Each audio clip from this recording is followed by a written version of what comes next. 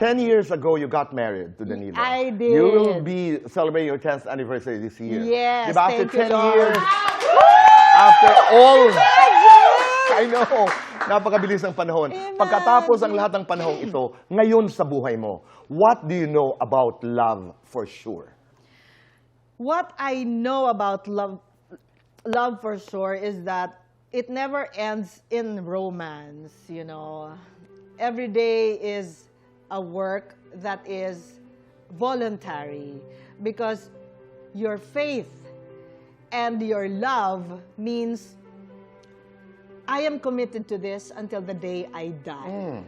That is what love between husband and wife is. And that is your story. And Yes. that is my story. I loved him from the day I realized I love him, and I have to love him until I die. Alam mo kung bakit? This is a very important question po para sa akin. Dahil in one of our conversations, hindi ko na maalala kung saan, you got into a phase in your life when you were contemplating getting into, papasok sa kumbento. Naalala mo? Dala-dala ko yung mga cash ko. And ganon. that you were... Tapos sasabihin ko sa madre, sister, kayo nang bahala. Ito yung salapi ko. Napag-ipunan Alagaan ko. nyo. Di ba? Tsaka pag malapit ako mamatay, kanta kayo, ah. Yung, ganon. And going back to that phase in your life, what were you thinking?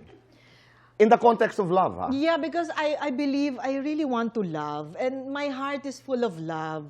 So kung hindi naman dadating yung tamang tao na dapat mahalin at deserving na nagmamahalan talaga kayo because the basis is love, true love, might as well tumahimik na lang ako sa kumbento. Hindi yung subok ka ng subok, tapos lagi ka lamang nadadapa. I mean, might as well keep your peace. Oo. Yeah.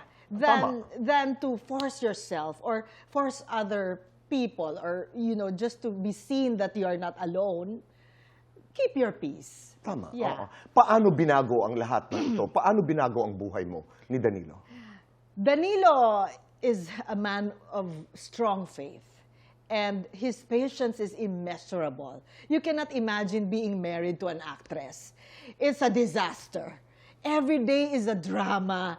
A small instance that you will give an actress a chance to be a dramatic queen, she will use it to some extent hanggang manalo siya sa argument.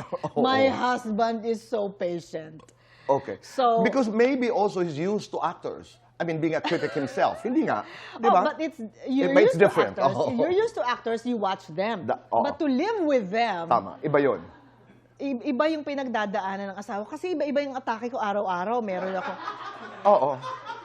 Ano-anong mga atake ito? May mga atake akong umiiyak nang hindi nagsasalita. May atake akong Ate B, yung talagang, may mga ganun-ganun ako. Okay. Yung magtatake, saan galing?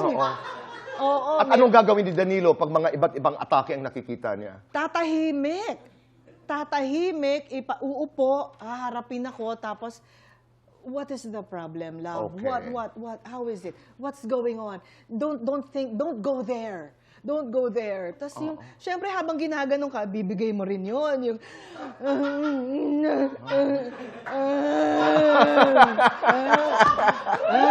ewan ko ba?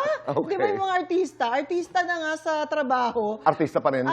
ewan ko, hindi Pero ganun ang kaya. buhay. I mean, may dahilan kung bakit nagkita kayo ni Danilo. And I think, naaaliw din siya doon kasi ang bilis ko rin namang mag-shift. Bigla? Yes. Okay. So nakakapag-shift, tapos nagsasorry ako after.